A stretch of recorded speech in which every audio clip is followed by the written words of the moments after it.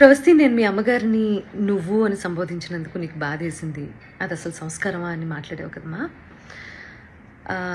Elimination జరిగిన వెంటనే మీ ఇద్దరి పేర్లు అనౌన్స్ చేసిన తర్వాత ఆవిడ స్టేజ్ దగ్గరకు వచ్చి నీ చేతిలో ఉన్న ట్రోఫీ అసలు ఇది నీ చేతిలో ఉండాల్సిన ట్రోఫీ కాదు, అది ఇచ్చేసేయి అని చాలా ఎమోషనల్ డ్రామా క్రియేట్ చేసి చరణ్ గారి చేతిలో ఉన్నటువంటి మైక్ లాక్కోవడానికి ప్రయత్నం చేసి ఆ తర్వాత వెనక్కి వస్తూ నేను అక్కడ కూర్చున్నప్పుడు నీ మూలంగానే నువ్వే మోసగత్తెవి ఇలా నా మొహం మీద ఇలా పెట్టి మాట్లాడినప్పుడు అది కరెక్ట్ అనిపించిందమ్మా నీకు?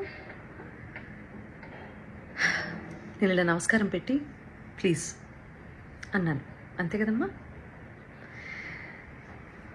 సో అదంతా చాలా కెమెరాస్లో రికార్డ్ అయింది. ప్రవస్తి చెప్పేవన్నీ తప్పులు అని ఆ రికార్డింగ్ బయట పెట్టే అవకాశం ఛానల్కి లేకపోలేదు. కానీ